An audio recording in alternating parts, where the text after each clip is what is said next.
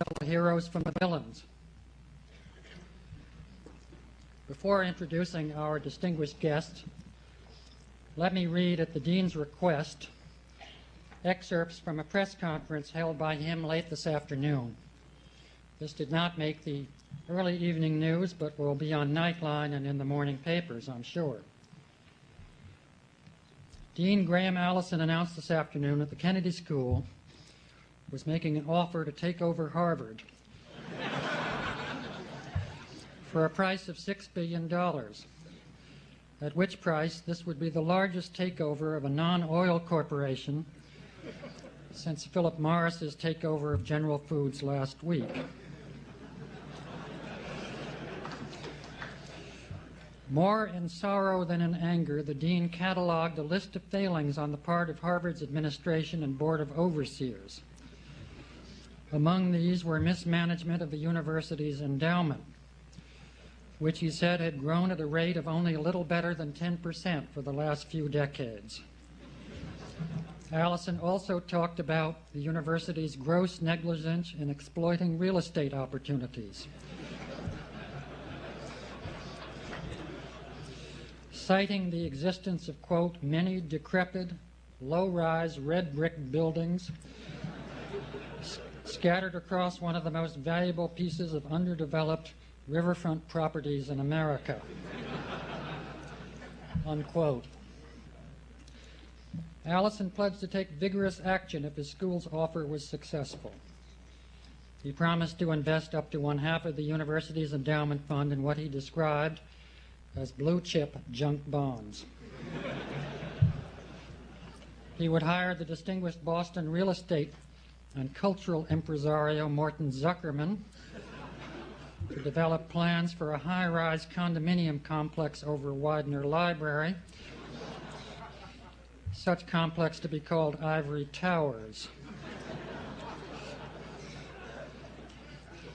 He promised further to explore the possibility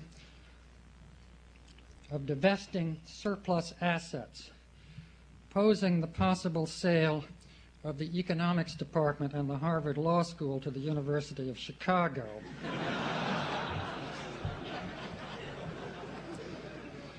Either separately or as a package deal.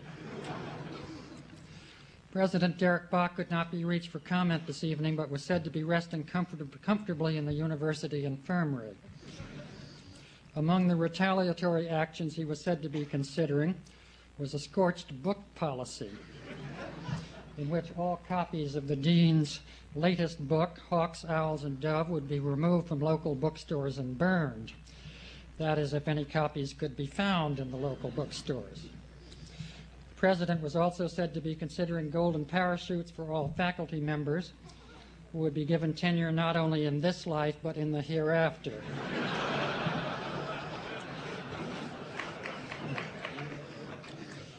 Finally, and some thought most ominously, he was said to be considering resort to a poison pudding strategy in which the dean and his advisors from Goldman Sachs and Weil, Gotshal, and Manges would be taken to the faculty club for lunch,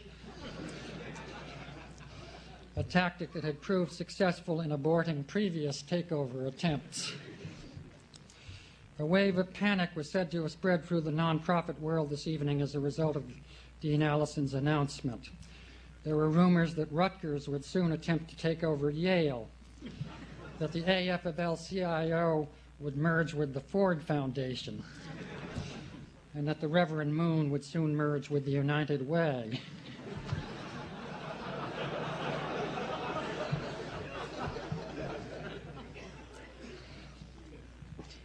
Now, this, of course, is the subject, in a slightly less adolescent way, that we are gathered here to discuss this evening, raising questions about who owns corporate assets and why, and who should own and manage or dispose of these assets and to what end.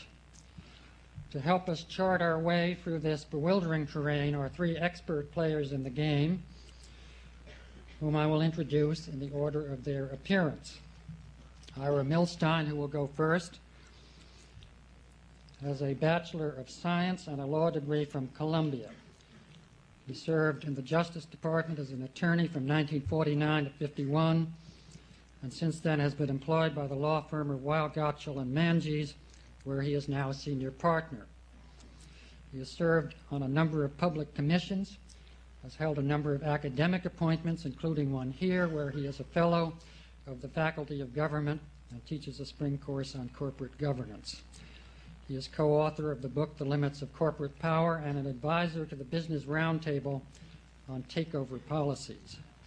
Irwin Jacobs, who will be the second speaker, is a native of Minneapolis, where he now lives with his wife and 5 children. He is the chairman of Minstar, Inc., president of Jacobs Management Corp. And Jacobs Industries, and serves on the boards of a number of other firms. A milestone event in his business career was the purchase of $300 million of property and uncollected bills from the bankrupt retailer W.T. Grant for the fire sale price of $44 million. He says, quote, that was the mother lode that got it all going. Among the companies he has trained his takeover artillery on are Pabst Brewers, Kaiser Steel, Phillips Petroleum, Walt Disney, Castle & Cook, Abco, IT&T, Pioneer Corp., and AMF, which he now controls. T. Boone Pickens, our third speaker, is a 1951 graduate of Oklahoma State with a degree in geology. After working for Phillips Petroleum for several years, he founded the predecessor to Mesa Petroleum in 1956, and that company became Mesa Petroleum in 1965. He has served as chairman and president of that organization since then. The company has received a number of awards for the excellence of its management and its performance. Among the targets of his takeover guns have been Gulf Oil, Phillips Petroleum, City Service, General American Oil, and Unocal. Mr. Pickens describes himself as the champion of the small shareholder, protecting him against managements that are, quote, arrogant and cold, aloof and out of touch. Each speaker will talk for 10 to 15 minutes in the order I have described. They will then have an opportunity to ask each other 1 or 2 questions, and then we will open it up for questions from the floor. Thanks, Win. Complete disclosure, we not only represent the Business Roundtable, but we represent Irwin, and you figure that one out. Not easy. Many of my partners and former law school students ask, what's a nice guy like you doing in the field of hostile takeovers? And my answer is simple. Basic to antitrust and hostile takeovers is restructuring American industry. Up to 10 years ago, United States industry was restructured in a very nice, leisurely manner. Negotiated sales and purchases, internal growth, stockholder approvals, long studies by the regulatory agencies, compliance with complex SEC rules, and so on. Leisurely and thought through, plenty of time and opportunity to study, object, reformulate. Antitrust was integral to the process, and it was where the action was for public lawyers and economists. Now the game's changed, and the change has brought a vastly speeded up practice. It's like a movie in very fast motion. The same thing is happening, but it's happening in minutes instead of years. The hostile takeover, the situation where a willing buyer seeks out a willing seller, or a willing seller seeks out a willing buyer, is something that happens quickly in the marketplace. It's a place where someone comes in and makes a direct offer to the shareholder at a premium, and it's currently in vogue. It beats negotiation with the management and directors by a long shot, and it avoids the delay engendered by thinking things through regarding efficiencies and the like. It focuses on one item and one item only, the price that the shareholder will accept. This device coincided with the rise of the Chicago school thinking on antitrust. That school taught us that the market will out. It teaches us that in the long run, everything is going to self-correct, so why worry too much about short-run competitive problems? Perhaps that's an overstatement, but it's close enough. And along with changes in substantive antitrust came procedural changes. Now you can get fix-ups in advance. You don't have to wait to get sued to find out what's wrong with a takeover. No longer do the authorities refuse to tell you what's wrong. Now they cooperate by helping you restructure the deal before it takes place. They're your partners, so everything moves even quicker. So now we have an American industry being restructured in the marketplace, speedily, without too much court intervention, except when one of the players wants to use the court for some device or another. Rarely do those court actions go through to a conclusion. They're devices. That's why I'm interested in it as an antitrust lawyer, and I'm trying to ascertain whether it's good or bad. I don't know, and I have a very neutral attitude at the moment. But tonight I don't have the role of telling you whether it's good or bad. My role is to sit between these two stars and set the stage for you by describing the issues I see raised by the current methods of restructuring American industry, and I'm sure they're going to answer. I also think I'd like to talk a little bit about restructuring relationships amongst the corporation's major constituents, its board, its management, and its shareholders. For this new movement raises the question for them as to who really has the ultimate power to make a decision as to who sells the company. Is it the shareholders who are seeking an immediate gain? If they have the ultimate power, you know what's going to happen when a premium is offered. Is it the management, which might have built the company, invested it with time and effort, and possibly a lifetime commitment? Do they have the right to hold it off because it's not in their interest to see the merger go through? Or is it the board, which presumably is acting as stewards for the shareholders in their financial interest, and presumably stewards for the shareholders' responsibilities to the corporation's other constituents, the suppliers and the workers and the community? So now that issue isn't determined, really, and it's one of the basic issues in the entire thing you're going to listen to tonight. Namely, is it the shareholder who ultimately makes the decision? What role does the board have? What role does the management have? These are all open questions. First, let's take a look at the market where all of this is happening. Is it a balanced playing field? You'll hear that a lot when you think about government policy. Does the potential acquirer have a fair shot at getting through to the shareholders without the board and without management interfering? That's the level playing field for the acquirer. Does the acquiree, the target, have a fair shot at holding off the acquirer by adopting some kind of a defensive measure? Can he do it? Can the board do it? Now, government policy from the beginning of this movement has been to provide a level playing field, presumably, not to tilt in favor of the acquirer or of the target. It's to present a level playing field and let them go at it, leaving the market to decide who wins. Now, one may ask at the outset, why give the management directors any role at all to defend? Why not let the offer go right through to the shareholder? If what you want is a level playing field, let the offeror get up there, make his offer, let the shareholder agree to take it or not, and have it over with. What's the management and board got to do with all of this? In England, for example, the policy seems to be just that. The offer has to be one that treats all shareholders fairly and equally, no two-tier offers, no coercion. But once that's established, the company cannot adopt any defensive measures such as a poison pill, green mail, golden parachutes, and the like without shareholder approval. That's the English system. It goes right through to the shareholder if it's an equitable offer. The U.S. rule is different. We see the board and management as having a role, especially the board as having a role in the entire process, acting as some kind of steward for the shareholders, being in a position to cut the offer off before it gets to the shareholders. Now, why is that? Well, it's hard to see. There hasn't been a lot written on this. Perhaps we see the shareholder body as so large, so disparate, so diverse in interest, ranging from huge funds to mom and pops to the arbitrageurs, from long-term dividend seekers to short-term players, that someone has to act for all of the interests, all of the shareholders who are disparate and different. So we choose the board. And we say to the board, you can adopt defensive measures, which may prevent the shareholders from getting a specific offer. You may do so in the proper exercise of your business judgment. Now, what does this mean exactly? We're supposed to have a level playing field. Offeror can come in and make his offer. The board can block it, provided they're operating under the business judgment rule, which means, very simply, that to exercise its discretion, the board has to show that it's obtained all of its facts, assuming they can obtain the facts in the 30 days or whatever that might be involved. I mean, that's a question in and of itself. Can the board really obtain all of the facts? That they give it careful deliberation, that they obtain advice. Some people jokingly say you just go out and get an investment banker and a lawyer and they tell you what to do, and that's the appropriate advice.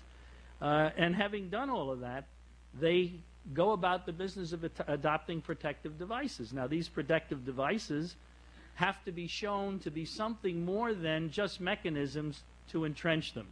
They have to be mechanisms which promote some legitimate business purpose. In other words, the board can do something. The board can take a step, provided there's a business purpose and provided the sole reason for taking the step is simply not to entrench them in position. Now, is there flexibility on both sides? You bet there is. And I think when you listen tonight, recognize that it's not a helpless acquirer going up against a powerful target or a helpless target dealing with a powerful acquirer. As I see it, you've got two pretty balanced contestants in the battle. What can the offeror do? He's got enormous flexibility. It's limited only by his ingenuity and the type of financing he gets, and that type of financing is now more available than it ever was before. Two-tier offers, buying some of the company at a lower price than you might buy the rest of the company, using cash, using paper, using a combination of both, partial tenders, creeping tenders, don't tender and simply buy in the marketplace. There are all sorts of varieties of going about reaching the shareholder in the marketplace and paying for what he's got. For money, the offeror can use his own. He can go to the bank and borrow against the assets he has or assets to be acquired. He can use junk bonds, and junk bonds are not a dirty word. They simply are a different kind of financing which is not secured, where you pay a higher rate of interest depending upon what type of warrants or other things you're willing to attach to the loan. It's a real loan from real people lending real money, and the term junk bonds is sort of derogatory, but it's a very fundamental mechanism for financing these things. Real bonds, you can use stock in your own company, you can use any sort of device known to man to raise the money, and most of them are available today. So the acquirer has got plenty of flexibility. There's no SEC looking too hard. All you got to do is disclose. There are no substantive rules involved. Antitrust is going away for the moment, as I told you before, unless it's an outrageous situation. Indeed, the Attorney General and the Secretary of Commerce at this very moment in history are urging that we get rid of Section 7 of the Clayton Act altogether. Now, the target. Acquirer's got plenty of flexibility. The target. The list of devices that targets have come up with in the last 5 years, invented by the conceited geniuses in the banking and law business, are almost endless. Let me run through the words. They're lovable and affectionate, and they're wonderful terms. Green mail. What is it? Buying out the so-called raider at a premium. White knights, going out and finding somebody who you like better than the guy who's making the offer. Lockups, giving the white knight something as an option so that he'll stand by and wait to be used in the event that he's needed. Making an acquisition. You go out and make an acquisition that's going to make a lot of trouble for the person who's trying to acquire it. Create an antitrust problem by making an acquisition. Redeploy assets. For example, notice that the acquirer is interested in you because you've got an underutilized or undervalued asset. Don't wait for him to buy the company and get rid of it. Get rid of it yourself and decrease his desire for the company. Liquidate. If the company's worth more dead than alive, become dead and liquidate. Self-tender. Use up the cash that's in your bank. Go out and use it up buying other things. Adopt shark repellents, golden parachutes, poison pills, new stock issues, leverage buyout by management itself, pack mail, reverse green mail, litigation, and on infinitum, up to and including going to the states for new legislation. Are all of these legal? Probably yes. Now, they're probably yes because the courts seem to be approving them, except in the most outrageous of circumstances. Now, is the playing field level? Yes, it's level. And it depends on how you think about the process as whether it should be more level. In the 2 minutes left, let me say that the acquirers think it ought to be more level in their direction, and the acquirees think it ought to be more level in their direction. Now, how you come out on that issue depends on whether or not you like this game or not. The playing field, I was sort of vouch, is kind of level. And I would say that the arguments on both sides as to what should be done really depend on where you come out. Do you like it or don't you like it? If you don't like the process, you make it a little less level for the acquirer. And if you do like the process, you make it a little less level for the target. I have a 2-page list of legislation that's pending in Congress introduced by people like the Chamber, the NAM, the Business Roundtable, and et cetera, which is intended to make it a little less level for the acquirer. There are dozens and dozens of ways of doing it. Will that legislation pass? Unlikely, but there'll be a lot of discussion about it. Now, the targets think it's tilted against them, and I'd like to wind up by talking about why they feel so strongly that something should be done.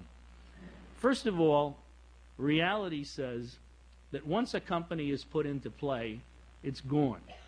And the statistics seem to bear that out. When a tender is made, even though it may be unsuccessful, that company is probably gone because there'll be another tender, an LBO, something's going to happen to that company. In 80% of the cases where a tender is made, the company goes away somehow in some method. Either it restructures itself or somebody takes it. Now you got to say to yourself, is that a good thing? Is it a good thing that by making a tender and being on the receiving end of an unwanted tender, you are probably going to go away? No, some people say you ought to go away, and I'm sure that that's what's going to happen by my friends tonight. Second, there's a bad result, say the targets, for another group of reasons. Takeovers or their threats cause companies to become highly leveraged. Takeovering and anti-takeovering costs a lot of money, and companies and their acquirers borrow a lot of money. Some people who were brought up in the Depression don't like that, feel totally uncomfortable with all the money that's bothered. Finally, the threat of takeovers and sudden changes makes management traumatized, according to a lot of people. Peter Drucker says, the employees from the senior middle managers down to the rank and file become demoralized. A thoughtful union leader says, traumatized by the fear of the takeover raid. Talk to the takeover targets, and they'll tell you that that does happen. Finally, the takeover does have, according to the targets, a detrimental impact on the company's productivity and competitiveness. Companies begin to spend time looking over their shoulders and not running their businesses. Companies and their managements begin to worry more about being taken over than they do about making a profit. And you might scratch your head and ask whether that's a good thing long range. And finally, when you're scratching your head, you have to ask yourself, if you believe any of those arguments, or you're comfortable with any of those arguments by the targets, what in the world would you do about it? To what would you apply the screwdriver or monkey wrench to change the system? And if you did do something about it, would it permanently harm the system? Can it be so delicately adjusted to move it just enough to tilt the field back to where you think it belongs? And that's the ultimate question. And now I turn it over to Erwin. I think you're... Thank you, Ira.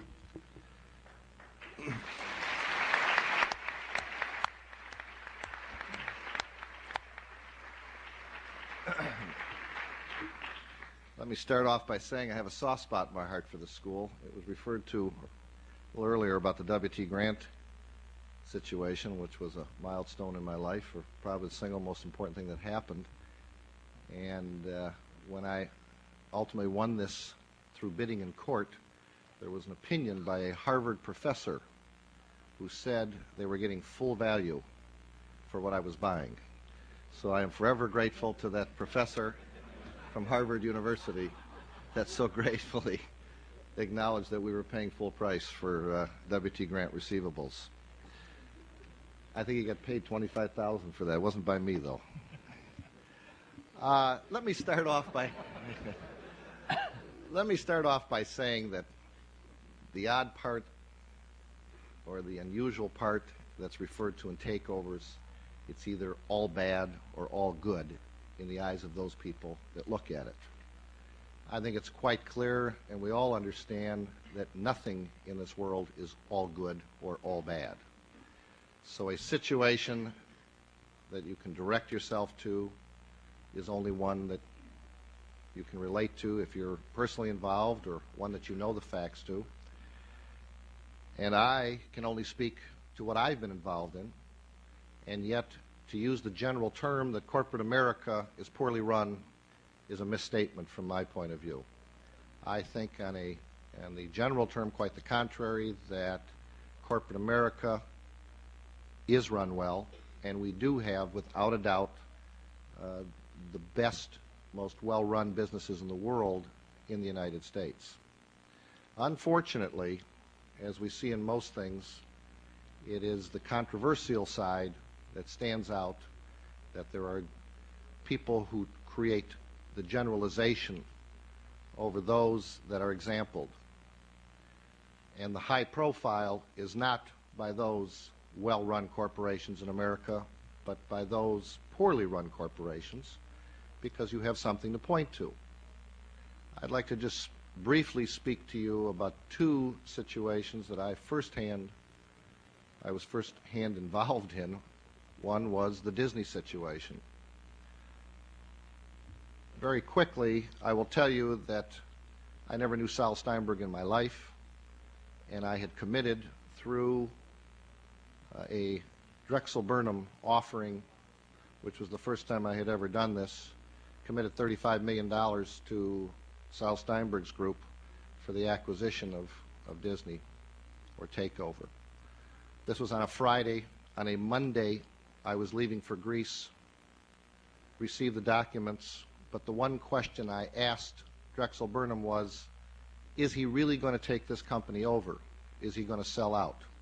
I was assured that he was not going to sell out. That Monday, I signed the documents and I left. I arrived in Athens the next day, picked up a European version of the U.S. paper. The front page said Sal Steinberg sold out. This was literally the next day. I picked up the phone, called my office, asked them what this all meant. They said that they had received a call that we were getting a fee of some $500,000 or $700,000, and we had done nothing. Now, you could look at that and say, why would I care? Made $700,000 for not doing anything. I went on my trip 10 days later, came back, had the opportunity, as most people do, look at something that you just so-called thought you were going to make an investment in, and saw that the stock was down to $45, $46 from $62 2 weeks earlier. I had made a decision that based on the values, and this was all from public information that was available to anybody in America, that it was surely worth that number as an investment. Make a long story short, I never intended, nor did I have any plan to take over Walt Disney at the time, nor did I have any intention of buying 5% or more of the company. But I made a decision to buy as much as I could buy, as cheaply as I could buy it, in the range of the price of the stock that it was at that time. It finally came up to $50, $51, and we, in effect, went over 5% and filed 13D filings as a group. I had made a call to the chairman of Disney at that time. I had told him that it was clear to me that the market had told him that the Gibson transaction that they were still on but not closed was not in the best interest of the shareholders, and the shareholders had told him this. Gibson, in fact, was voting on this transaction where 70% of the stock had already been voted in favor of the transaction. They were giving their other 30% shareholders an opportunity to vote on the Gibson-Disney transaction.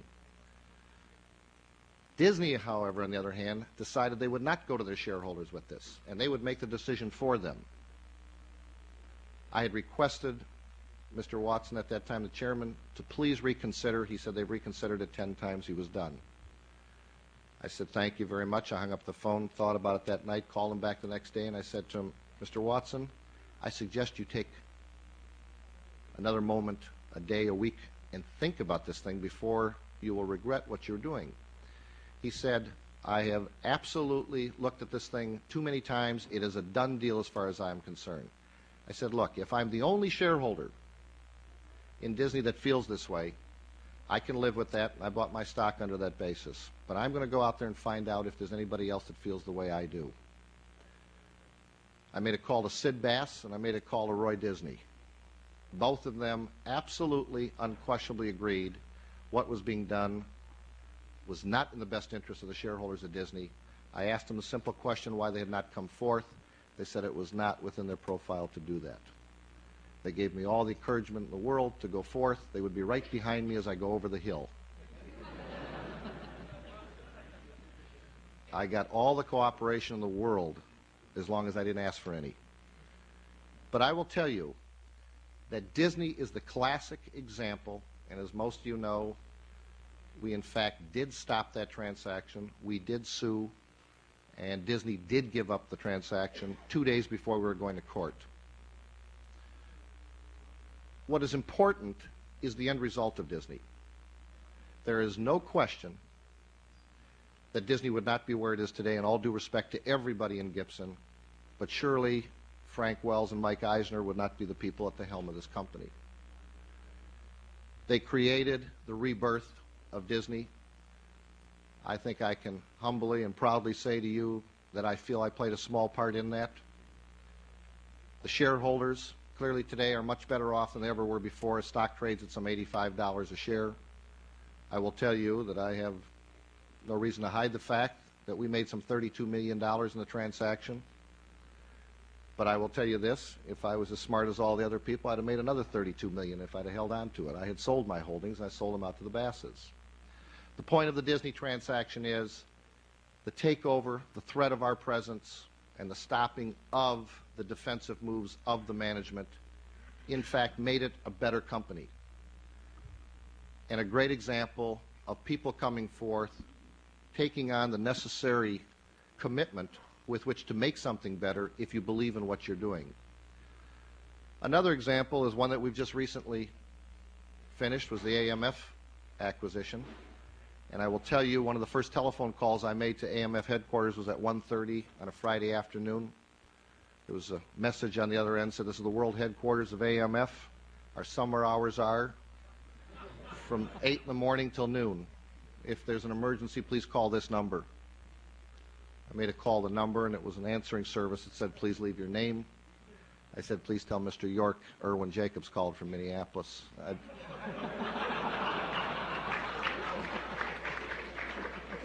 I'd appreciate a return call as quickly as possible. I did not get it, but I did call him back. Let me tell you, AMF, as all of these are very unusual transactions because there are no two alike. I have not found two alike in anything that we've done. People assume what I do that don't know anything about what we do is that we destroy jobs and do not create anything, that we are short-term artists, we have no view towards the future, and what we do is an absolute destruction course for this country. Now, everybody doesn't believe that, thank God, but there are people out there that really believe that. Let me tell you that I am the CEO and the chairman of a publicly held company called Minstar. In 1981, I was on the board of this company. After 2 years of no snow, starting in 79 and 80, you don't sell snowmobiles without snow. And the bank had pulled the cord on this company. I went to a board meeting, and basically the directors had given up and said, we tried and it didn't work. I felt a personal responsibility. Although I own 20% of the stock of the company, I swear to you, it was immaterial from my own point of view. I could afford to lose the money back then. But I felt a commitment to the shareholders of this company that you just don't give up because somebody said the party's over. That was Arctic Enterprises. Filed bankruptcy for reorganization, Chapter 11, in January of 1981. We came out of reorganization in December of 81. Our stock was trading at 50 cents a share. We had a total company doing $20 million, $22 million of the business. That was 3 years ago. That company now is Minstar. We do $1.6 billion a year with the business. Our stock is the equivalent of $40 a share versus 50 cents 3 years ago. We employ some 47,000 people throughout the world. We're in 46 countries with 500 locations. And I will tell you that it would be most difficult to ever relate to anybody unless you were part of this, to know what the feeling is of people who are dedicated to a situation, who will play against the odds, because there are too many people in this world that give up before they try. That situation in Minstar is the single most important thing that's happened to me in my life. I may make more money than I made in that company, but I will tell you, it taught me something that I've never been taught before. Because everybody says it's wrong, it doesn't necessarily mean that's the answer. The people that made this company and who have really created an image for me are the ones that are due the proud of what has taken place out there today. And yet, I am divided in half by the business world. They say, I'm involved in this company, and yet I destroy over here. Let me just quickly tell you about two situations that I think we can all relate to. One is the smokestack industry in this company is gone forever, and there is absolutely no question in my mind about that. They say nothing is forever. But I will tell you, where people have related to me as a short-term individual, the people, and I blame the management of the steel companies and the smokestack industries in this country for what has taken place, because where they looked for a short-term fix created the demise of their future. And that was in the early 70s when they couldn't face up to the labor unions, who I do not blame at all for the steel situation. I blame management not being big enough to stand up there to them, because everybody's going to ask for more, and yet sometimes you have to say no. As we all know, we have become non-competitive in this world, and to think of recreating that where we've sold our technology to other parts of the world seems to be an impossibility. Even the oil industry that Boone can relate to so well, how many of us can remember back when you used to have 4 gasoline stations on every corner of every major traffic hub, and everybody would assume that that corner was worth a fortune and we could nail the oil companies for it. Think about that, and you find out that there wasn't enough to support it. The last thing I will talk to you about is when you think about the cost of jobs for what takes place out there today. Let me tell you, there is no thrill in laying people off. I don't care what you're made of. Nobody can enjoy that. But if you look back, even in the days of the organization or the reorganization or the inception of General Motors, if somebody was to tell you how many people were laid off when General Motors was put together to create this one giant company of today, you would be flabbergasted to know how many people were put out of jobs back when that happened. Think of what General Motors is today. Let me close by saying to you one other thing about the so-called raiders in the market. I haven't discussed this with Boone or Carl Icahn or anybody, but I am absolutely convinced that if we decided to go on strike and decided to pull out of the market for some 6 months to a year, I would find it most interesting to see what happens to the speculative markets on Wall Street. And it is those people who are making the loudest noise about what's taking place to Congress, the Senate, and the government, who are getting paid the most for what we do out there. Thank you.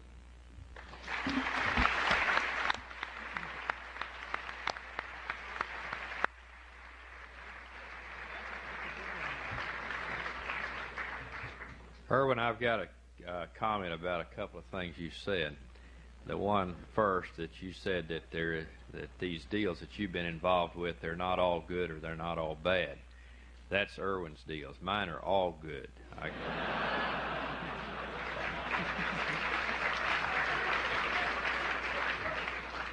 Second, when you said that corporate America is well run, I want to challenge that. I don't think there are 50% of the companies, public-owned companies in the United States today that are well run. So we're just 50% apart on that one. It's a pleasure for me to to serve this evening with Irwin and Ira and Wynn on this panel. I love to be on a college campus. I can tell you how much I love to. I was on Texas Tech, Wichita State, University of Kansas, and Michigan last week.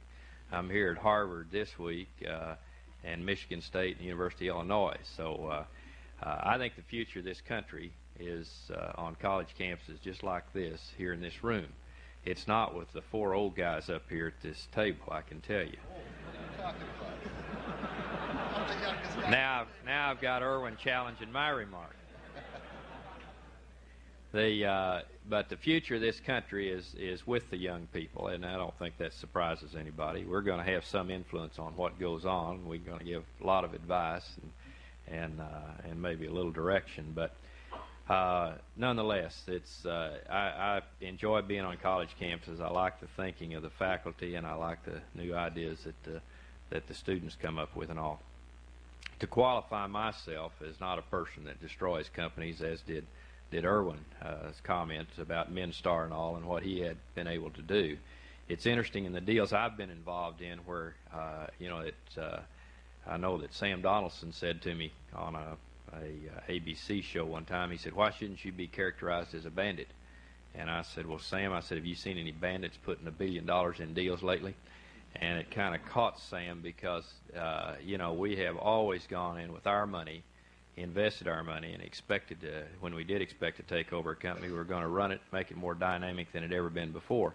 But we started out in 1956 with $2,500 paid in capital and a $100,000 line of credit, which was good for 3 years. If I'd had the education that you all have in this room, I would have probably realized I was bankrupt twice and would have got out of business, but I didn't. I didn't understand, and so we just kept plowing along. And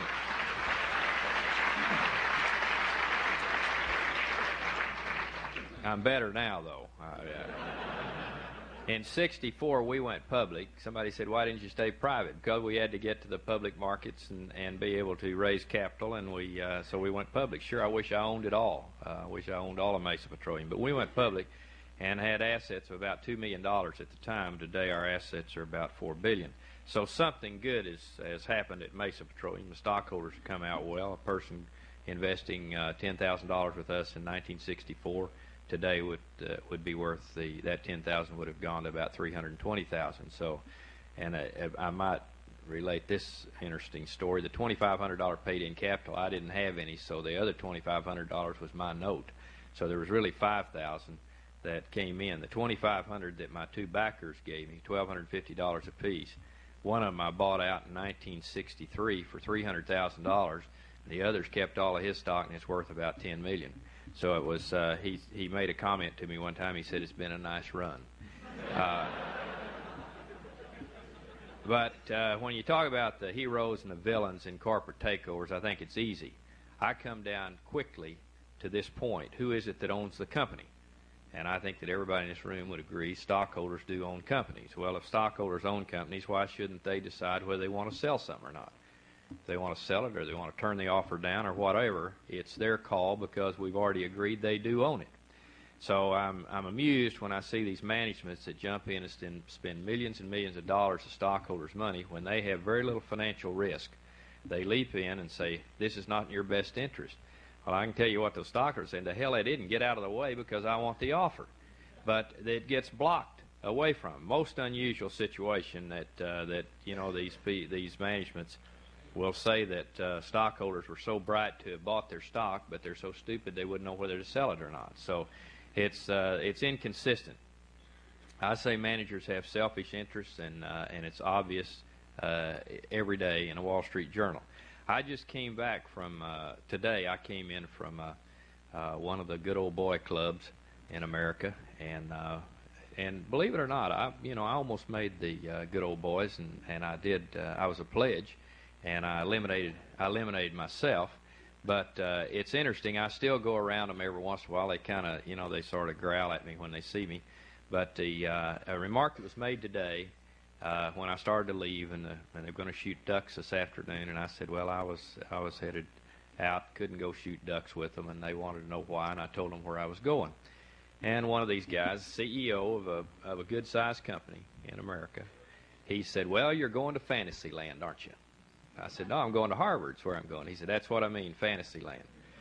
He said, "You're leaving the realistic world this afternoon and going to the unrealistic world." And I said, "That's interesting." I said, "I find that I relate to people on college campuses very well." And he said, "That's what I mean."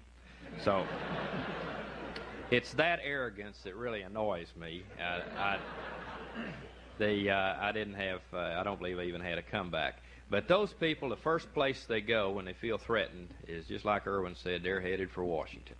Now, one of them that we've recently been involved with made a speech before the National Refiners Association in San Antonio. It's been 5 or 6 months ago. But I was amused when I got a copy of his speech, because 5 times in the speech he asked for help from Washington, talking to the national refiners. He said, "We've got to have tariffs on oil. We've got to have protection from takeovers so we can think about the long term and the national security. We've got to have more subsidy for our Synfuel project, because that's going to save America too." And he had all of these different things that he had 5 of them, and then he ended up with both arms waving, and he said, "We've got to get government off our back." He said, "We've had all we can stand." And I thought, somebody shuffled this guy's speech. It's 2 speeches to be given 500 miles away, and they took them, and it was incredible. It's interesting that these people will not debate us. They've had now, I think it's about 20 opportunities to tell what a rascal I am and what a horrible person I'm doing and how I'm absolutely destroying America and all, but they won't. They turn it down every time. They oftentimes say that we're not going to dignify his remarks by our presence, which I'm amused. I think that's arrogance again jumping out. But we knew several years ago that we were on the right side of this issue. And if you're on the right side of an issue, you just keep telling trying to sell it, explaining and coming up with more facts all the time. And I think we're doing quite well now. I was amused a few years ago that Barron's wanted to do an article with me, and it was an interview. And they said after we got through with the interview, well, they had 6 or 7 people that were asking me questions, and they all left, and there was kind of some laughing and everything. I didn't know what the deal was, and they said, "You need to stay to get your picture made." And I said, "Fine." The guy had already taken about 80 pictures while we had the interview going, so I didn't know what he had in mind. So when the door closed, he said, "They didn't have guts enough to say this to you," but he said that, "You see that over on the table?"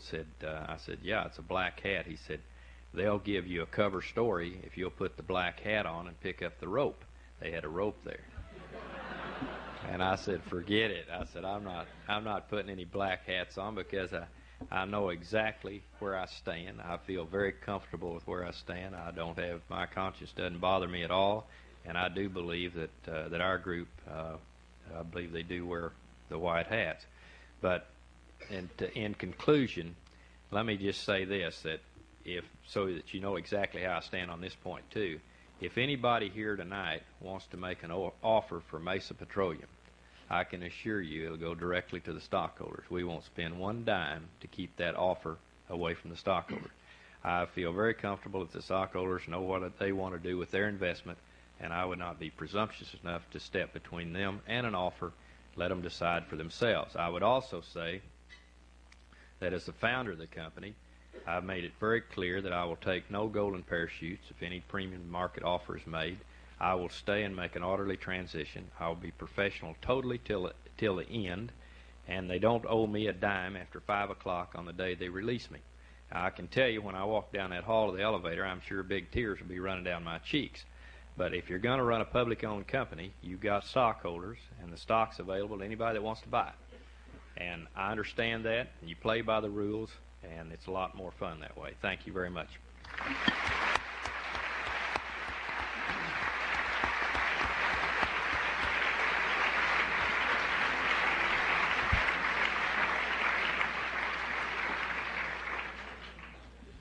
Well, we've heard from the heroes.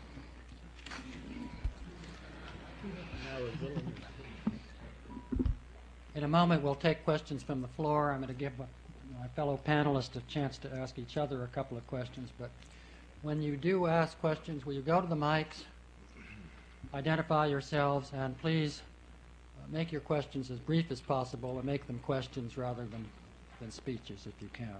Ira, do you have a question you'd like to ask? Yeah, I think we've identified a process that is shaking up corporate America and restructuring, and I think there are a couple of problems with it that I think I'd like to hear both men talk about. Which one is green mail, and one is two-tier coercive offers.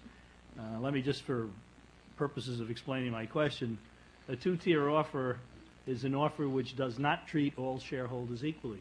The first group in gets more money than the second group. You offer X dollars or X something or other for 51%, you get it, and you decide later what you're going to do with the other 49%. As I said before, the British rule is you can't do that. You must treat all shareholders equally. Is there anything wrong with the British rule? Ira, wait a minute. First of all, what you said is not true. Ah, When you say all shareholders are not being treated properly, I that said is equally. That is wrong, because the matter of the fact is the offer goes out to everybody at the same time. You don't send it to 51% of the stockholders one day and 49% the other day. So when you send it out, everybody gets the same offer at the same time. Nobody sits there with a gun to their head and says, sell me today or wait till tomorrow. But if you don't take it, Irwin, you're sitting there sucking your thumb. Well, let me put it to you another way, Ira. I guess in this world you could just tear it up and throw it away too if you wanted to do that. I agree. But the matter of the fact is that if an offer is sent out, is somebody supposed to go to your door and sit there and bend your arm to say, you better do this or else it's going to be too little the next time around? Now, let me just tell you that there are people that make some real stupid mistakes in this world. And I can tell you a very sophisticated investment company who was representing 700,000 shares of AMF stock did not tender on the original tender at $24 a share. That cost their customer $11 million. Whether the client ever knew about it, I have no idea. It was a big institution. Who was it? We'll get it back to the client. But the matter of the fact is, here are people who are sophisticated, who are managing money, who aren't even sitting there doing what they're supposed to do. What responsibility is it of those people that are writing the checks? I mean, what do you have to do to these people? Can I just quickly answer your green mail situation? Then Boone, you can. I'm sure you got plenty on that. Let me. Me? No, I don't mean it that way, Boone. I agree. You've never taken green mail. Right. There's a theory on green mail that the bad guy or the bad person or whoever it is the one that takes it. Now, let me tell you, I've never heard of a person getting green mail that went with a gun to the cashier and said, write the check or I'm going to blow your brains out tomorrow. Green mail is initiated and paid for by that board of directors running that company. Let me tell you, I don't agree with it, but there's nothing illegal about it. And the only reason I haven't taken it is they haven't offered me enough. I would have no problem, absolutely none, if the government said it's out. But the answer to it really is not the government. The answer is the board of directors and the management of that company. Why should they pay green mail? Let me tell you firsthand, I have been offered green mail. And let me just tell you what takes place in a meeting, and I think it's pretty typical, in a meeting when green mail is being offered. The lawyer from the other side, the investment banker from the other side, never management, they're never in the room. Call you into a meeting, you come in there, depends on how you feel, with one lawyer, two lawyers of your own. If you got an investment banker, you bring it. In my case, I go alone. And they sit down and they say, Mr. Jacobs, let's give you the facts of life. Why don't you go out and find somebody else? Why don't you take this little profit we're offering you, and you can double it up and go for the next guy? But if you don't take it, let me tell you what we're going to do. We're going to put the bones of this company in a bag and deliver them to you the day you pay. Literally, I've heard that said to me. I say to them, what about your shareholders? And so help me God, as I sit here in front of you people today, they said, the hell with the shareholders. We really don't care about them. That's not our job. Now, you'd swear you'd give anything for a tape in that room, because you're going right to court the next day, automatically if you don't take the green mail, and you will sit there and you will make this statement in court, and everybody looks at you like you fabricated this incredible story. I don't know about Boone's firsthand, but I'll tell you, I've spoken to a few other people, and it's happened to them identically. Irwin, would you like to retract that statement that you said corporate America was well run? No. Boone, now listen, we didn't get where we are in this country as great as we are because everybody does it poorly. We all know that. But in any case, I know what you're referring to as the oil industry, I'm sure. I won't debate that with you. But that isn't 50% of America either. Let me comment about two deals that I'm very familiar with. There's the Phillips deal and the Unical deal. And when you talk about the two-tier offer, and even the I agree with Irwin, and I was just trying to rile us up here by saying that offer doesn't go to all the stockholders. But in the Phillips and Unical deal, it was incredible because it was about, I think, 10 or 12% of 8 to 10% on Phillips, about 10 or 12% on Unical that missed that tender offer that where both of them, bought back stock. I recall a Unical deal vividly because it was $72 a share for 50 million shares. And it was incredible that some of the people didn't turn their stock in to participate in that.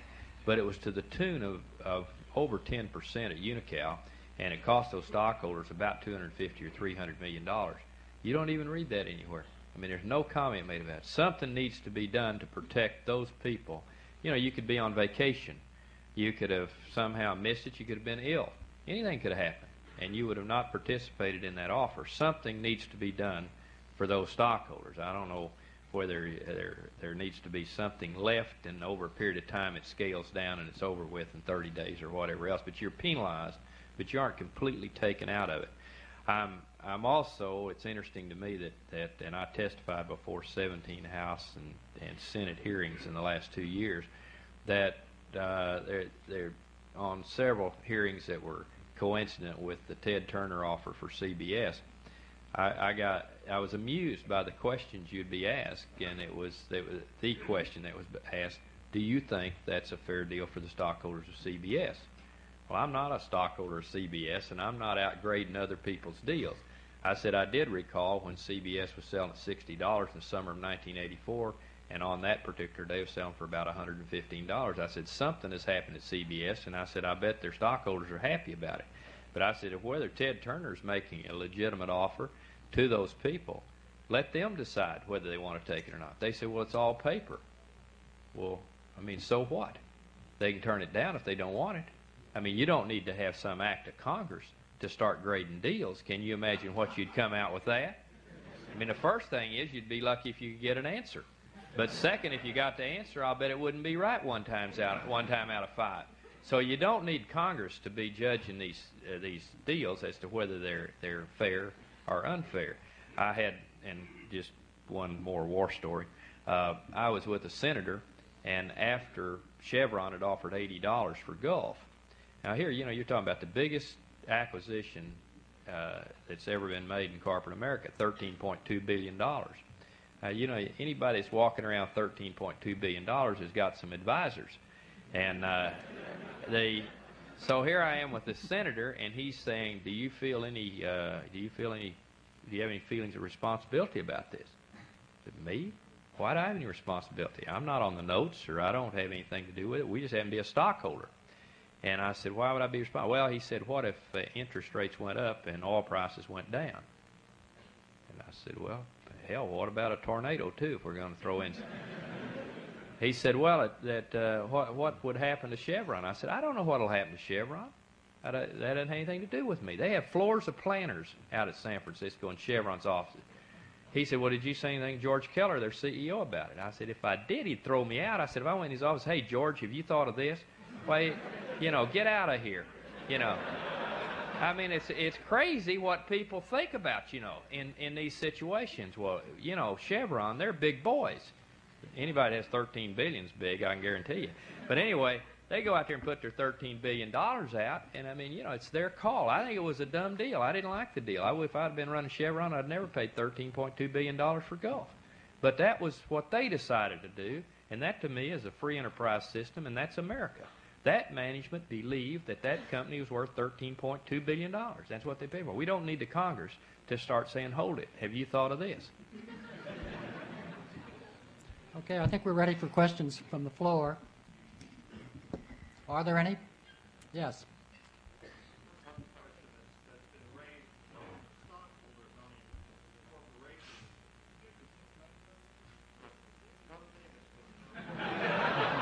Why don't you turn that on? I don't think it's on up there.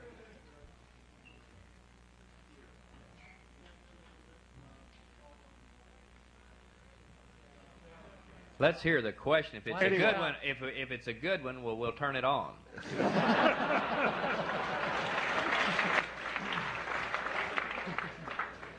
Well, then you better turn it on. Okay, we're ready. The notion of stockholders that especially Mr. Pickens has been using has sort of a reminiscence of a mom and pop who sit at home and feel sort of a loyalty towards their corporation, sort of a sense of long-term use of, well, is this good for this corporation? Yet more and more stockholders seem to be mutual fund managers who are gauged by quarterly earnings. How well did you do this quarter? How well did you do that quarter? When Mr. Pickens or Mr. Jacobs come up with their own tender offer, it seems awfully difficult for these fund owners, these fund managers rather, not to take a short-term gain because it will make their own profits look very good, whether or not it is indeed in the best interest of stockholders in general. And when a high percentage of a corporation happens to be run not by mom and pop, but by these managers, is that really the fact that the stockholders really own the corporation in a true sense? Are you ready? I'm ready. Okay. I don't know what you mean by true sense. Help me with that. The notion of ownership sort of has a relationship. It's more than the fact there's consideration given on both sides. I'm not sure whether consideration is given. That's true sense. I didn't know what true sense was. All right, what I meant by that is there's a sense of consideration on both sides of the deal. Well, now, when you talk about these pension funds that own the stock, who is it that's in the pension fund? Not even saying the pension funds, not just the pension funds or the mutual funds. Okay, that's fine. I bet you're talking about institutional holders. Talking about institutional holders. Yeah, who are you talking about? Those are people that, just like you and I, they're people that are in this room. They're people that run elevators or drive taxis or are firemen or policemen or somebody else. They're not made up of some one individual that's sitting out there with a huge supply of money and with a great amount of power. Let me tell you, I identify these people as not fiduciaries, but non-fiduciaries. I don't even think they act in a fiduciary role most of the time. I'm very critical of the people that you're talking about because they don't have any guts. Now, you got one here in Boston that does have guts. It's Dean LeBaron over Battery Market. And all it was to extend the stockholders' meeting 30 days. That was it. Now, there isn't anybody in their right mind, if they were getting ready to see an offer, a complicated offer, they wouldn't say, sure, we'll give you 30 more days to see this. It didn't cost me a dime, not one penny. You know what? We lost. We couldn't even beat the institutional holders. They beat us on the thing. I said, I'll be damned if I'm going to continue to go in here and put up 100% of the money, take 100% of the risk, take 100% of the heat, and I can't even get, and all we had was a 10 or 15% interest, and haul along with me 85 to 90% of the stockholders, and half of them didn't even understand what you were doing. Now that you get a little weary with that. So I don't agree with you at all on your feeling that that's not in the true sense that these people are acting in the best interest of the people that spend the money with them. They have to go in the direction that is best for their beneficiaries, and they don't even do it, is what's bad. The question over here on the right. My name is Bill Hogan from the Kennedy School. George Keller has said that the combined exploration budgets of Chevron and Gulf are going to be, of the combined company, are going to be substantially less than the individual companies because the banks have got the money going out of the Gulf assets to pay off the loans. We know that the $15 billion subsidy from the Synthetic Fuels Corporation in itself was not enough to get that industry started.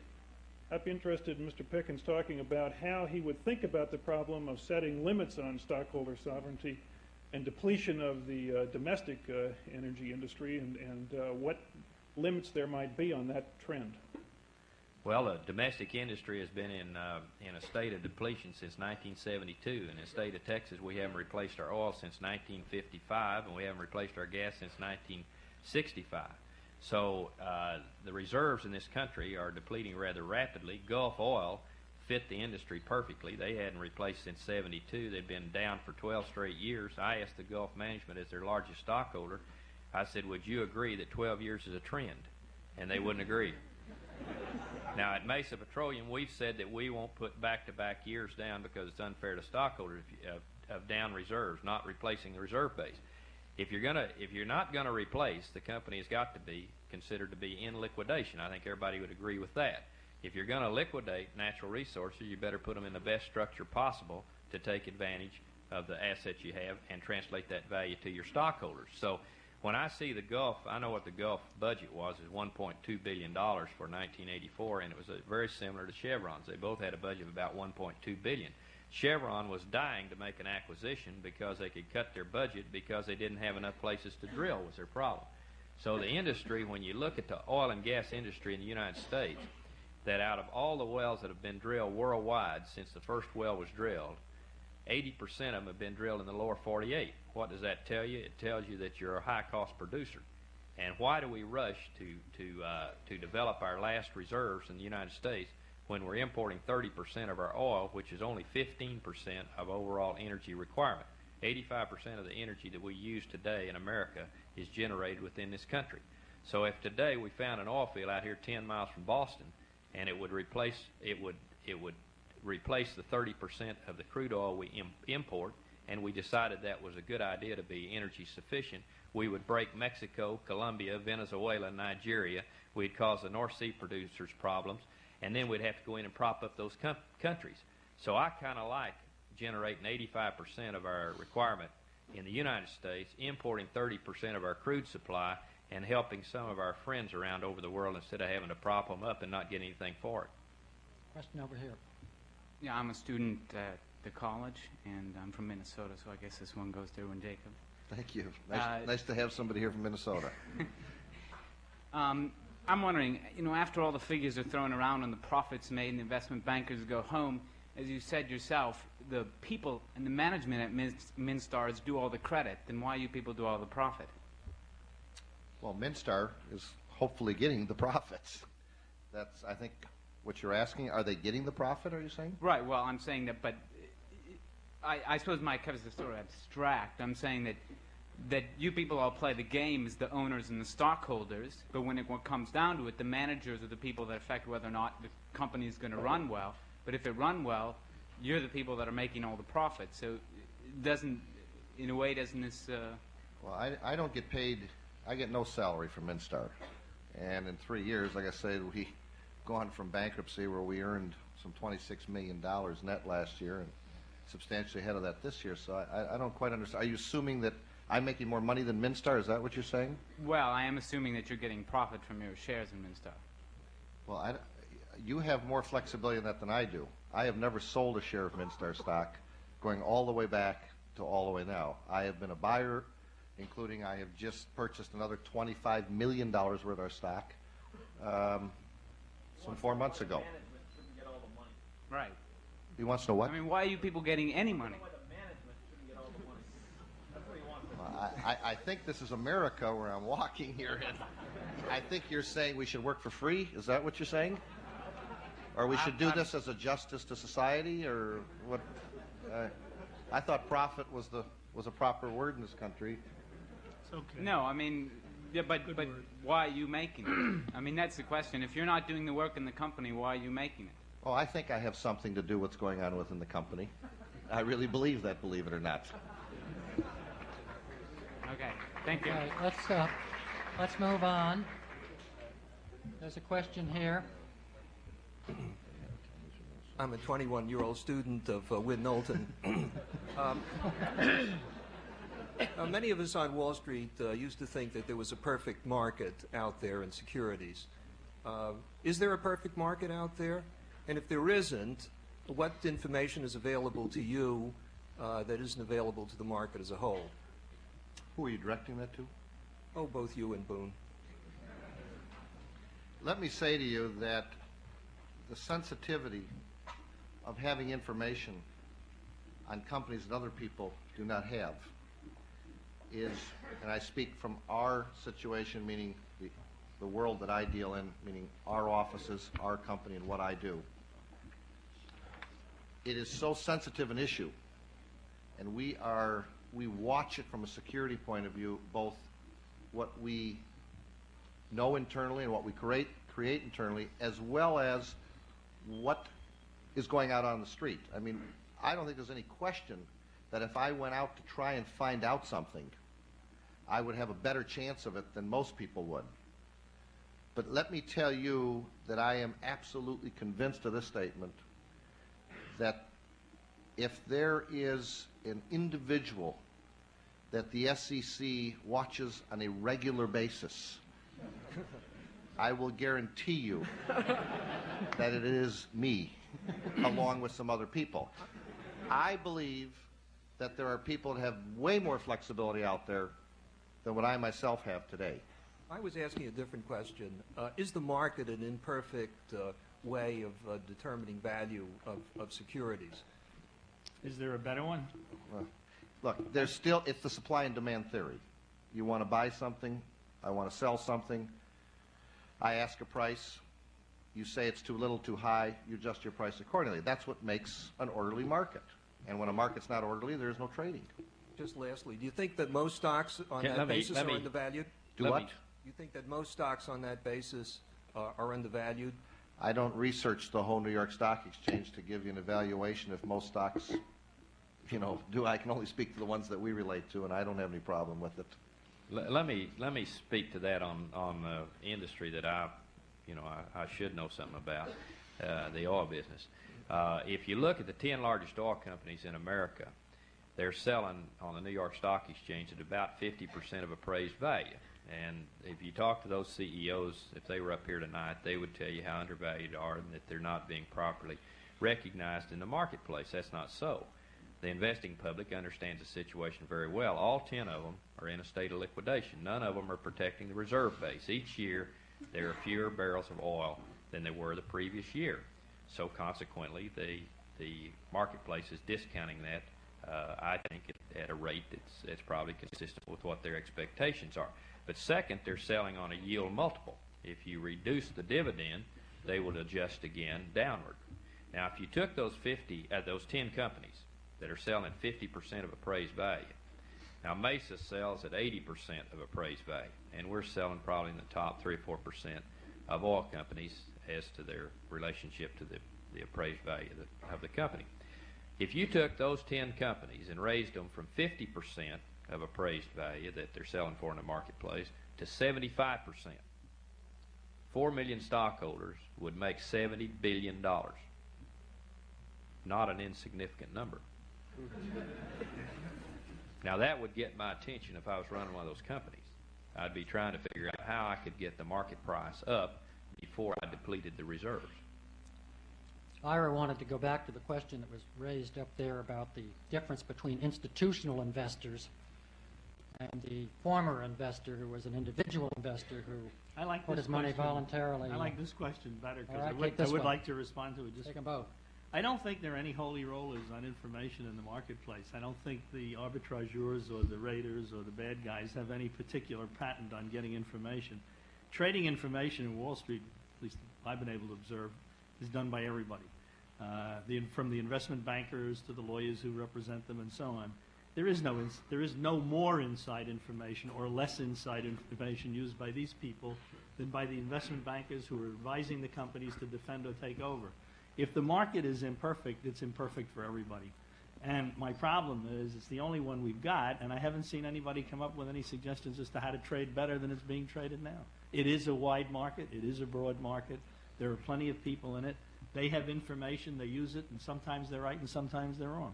So I really don't see that inside information or different information or unique information makes them any specially different than anybody else trading in that market. Not that everybody's great, but they're no worse. Okay, there's a question here. Yes, Mr. Pickens.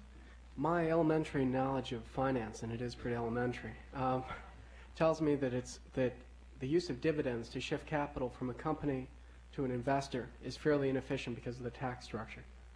I don't know whether Mesa pays a dividend, but if it does, isn't that against the isn't that out of the stockholders' interest to do that?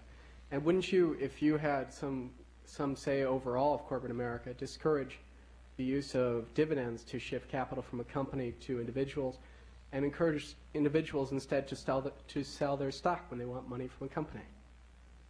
Well, my feeling about our dividend, we pay a 20-cent dividend a year, 20 cents a share. So we're not a big dividend-paying company.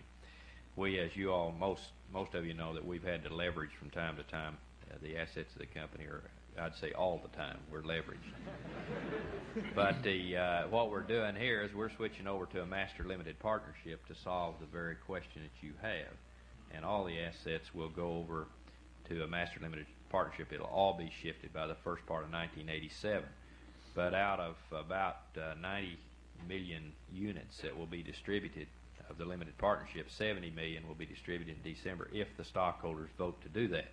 And if that is the case, the distributions to those to the stockholders will go from 20 cents a year a dividend to about $2 a share distribution. Now, I think we'll all agree they'll vote for it to go tenfold times the dividend. But it will eliminate the corporate level of taxing, which is inefficient, and that's exactly why we did it. So your question, I think we have the answer for it, and we're in the process of translating those values to the stockholder. Would you encourage the rest of corporate America to do the same? Well, see that you get into a situation there where some managements do very well with their cash flow and some don't. So I would rather, if I was a stockholder in some of those companies, I'd rather they would distribute a dividend to me than I would to have them go goof the money off like they'd been doing. So, and I can give you example after example of that. But second, though, if they reduce the dividend, I promise you, when you say tell them to go sell their stock, the price of stock in the marketplace would have fallen as the dividend was reduced. So the market price would go down. You know, it's amazing, but once upon a time, people invested in companies to get a return on equity. There are a host of investors out there who live on dividends. There's still people that do, Ira. I think they do, and I think it's kind of odd to think about discouraging corporate America from paying dividends. That's why people invested in the first place, and it certainly would drive the price of the stock down whether to skip it. I don't think they... Can I respond to that? Sure. I just don't think that it was because of... I just don't think it was because of a return in the form of a dividend that they bought into their stock. They bought in because, yes, they expected some flow of benefits back towards them. If that's more efficiently done by selling their stock in the market, then let them do that. If the dividends are going to be taxed at the corporate level and then again at the individual level, that seems less efficient. Wouldn't you encourage efficiency and discourage inefficiency? Well, I think in part it depends on the rate of return on invested capital the company itself can make on the earnings if it retains them. Ask those people. So let's move on. I'd just say, ask those people that invested in ITT a couple of years ago. What happened the day that the dividend got moved down? The stock dropped $10 a share, or 30% of its value in one day, based on dividends. Are you a stockholder in ITT? There afterwards. This is. I've acknowledged I have a slight interest. I'd address this to all the panelists. I'm a student at the business school, and it seems that.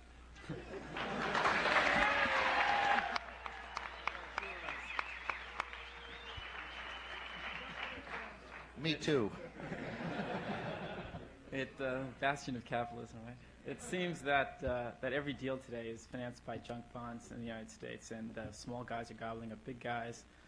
And we hear from our finance faculty, and if you look at the deals themselves, you can see that some of these deals are getting financed on some pretty tenuous grounds.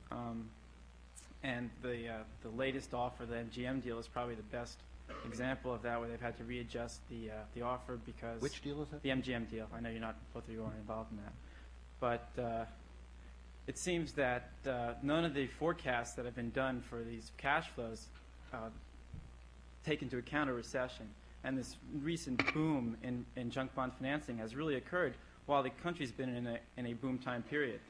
And the people who buy these bonds, particularly some California SNLs, are the people who seem least likely to be able to withstand the losses. So I'd be interested in knowing, what do you see as a future of junk bond financing for the types of deals that you do? And where do you see the opportunities for us in the future? Well, I think I'll speak since I know Boone's gone after some junk bonds. He's never taken his down, I don't think. Have you, Boone? We pay for them, but we don't get them. We've taken ours down. We've paid for them, too. Let me say to you, first of all, this theory of junk bonds and the theory of the savings and loans banks. As you're probably aware, there was some legislature being proposed to stop the savings and loans from investing in junk bonds. First of all, the entire junk bond market of last year was approximately, I believe it was $13 billion that was issued, of which less than 5% went to the savings and loans institutions in America. The failure rate on junk bonds is the lowest of any outstanding other form of debt that you could possibly relate to. And I'm not including T-bills. But let me go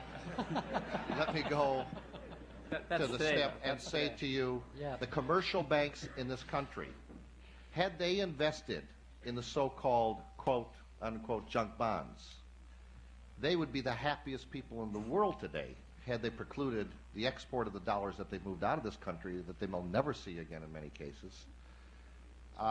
And the yields of the savings and loan banks that they were getting their portfolios, the highest and best yield they had was in the junk bond area.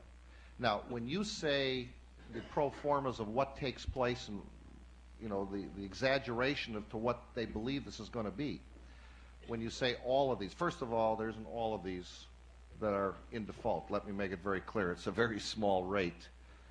I will tell you firsthand, we took down in January of 1984 $100 million that had convertible warrants attached to them. That was a 10-year debt instrument that was convertible at a certain price in our stock, that they could convert it to equity. The person that invested in those bonds in January of 84 had a 46% yield in February of 1985 on a capital gains plus a 15% yield on the bonds. Our stock doubled in that year's time, and obviously our earnings went along with it. And those people who invested in those bonds had a 46% yield plus on capital gains, plus a 15% constant yield on the interest side. There is a total exaggeration as to what the junk bonds, the failure theory, the rate. There is nobody out there that can give you the statistics to say the failure rate is terrible for junk bonds. It's going to destroy the banking system, the American system, everything else. Let me tell you, there are more jobs created, believe this or not, by junk bonds than there is any other way. And there are some statistics, and Drexel Burnham will give them to you page by page. And I don't work for Drexel Burnham. I want you to pay him plenty of money. Let me comment about junk bonds. And I'm a pretty good parrot. One time somebody said that Boone Pickens isn't very smart, but he's got a hell of a good memory, and they're right. Of the junk bonds that are sold, only 12% of them are used in takeovers. 88% of them are not used in takeovers. I don't know whether you mentioned that or not. Didn't use the statistic. And the 2%, the S&Ls are in for about 2% of the 100% in the junk bond business. But it's interesting that of the companies that qualify for investment grade bonds are the Fortune 500 companies, basically. And that's about 15% of the companies in America. So 85% of the companies don't qualify for investment grade. Now, where does Mesa Petroleum? We barely make investment grade. I think we're next to the bottom rung. But in 1964 to 84, and what Irwin was referring to, there were 33 million jobs created in this country. And it's interesting that the 15% that qualify for investment grade, which is the Fortune 500, lost 5 million jobs. And of the 85% that don't qualify for investment grade, which are identified as junk bond companies, that's us, created 38 million jobs. So what comes to me with those statistics, and I know they're not as complete as we'd like to have maybe, but that's where the entrepreneurs are in America are those that don't qualify for investment grade, but have to finance through junk bonds. And there's where the jobs are coming from. And that 15% are the ones that, those managements are the ones that need to get shaken up pretty good in this country. because they flat aren't getting the job done, is what it amounts to. Well, I don't think you have to take a moralistic position on this. It seems to me the people at the business school ought to be very comfortable with what's happening in junk bonds. The market's working. Higher risk is being paid for with a higher interest rate, and the money is flowing in that direction. Isn't that precisely what's supposed to happen in the money markets? It seems to me you don't have to make speeches about what's wonderful about the use to which the money is being put. People don't lend money to lose it. They lend money to get it back. Now, somebody's lending money at a higher rate because they're taking a higher risk, and they're getting paid back enough to keep lending. That's the market function. Well, I'm not worried about today. I'm worried about 5 years out in the next major. Well, so is the guy who's lending the money. Those people are knowledgeable lenders of money. Don't get the idea that this thing takes place on a street corner in New York City or Boston. That somebody says, "Hey, how'd you like to get armload of junk bonds, fella?" I mean, you're talking to the most sophisticated financial minds in America. I mean, Charles you're talking Knapp about qualify Carl. as one of those? Pardon me? Charles Knapp, does he qualify? Charles Knapp? Yeah. I don't know Charles Knapp. Financial Corp of America, I'm sorry. Well, I've never met you. I know who he is, but I've never met him either. But you're talking about minds like Irwin Jacobs. You're talking about Carl Lindner. You're talking about Carl Icahn. You're talking about people that have looked at these things, and they go out and put their money up. They're buying them in $50, $100, $200, $300 million denominations. They aren't sold in $10,000 lots. So it's, I mean, you've got big players in these deals. And if the S&Ls will follow Irwin Jacobs and Carl Icahn into some deals, I'll guarantee you they'll pull out of some of these power dives they're in. We wanted to hear about the opportunities, too. Do you want to discuss that? I think we've got to wind this up, unfortunately. It's 9:30. I, for one, am delighted that the dean is going to put 50% of the Harvard endowment into junk bonds after all I've heard this evening. I want to thank all of you for coming here this evening, giving us such a wonderful turnout, and I hope you'll join me in thanking our panelists for being with us. Thank you. Thank you. Thank you.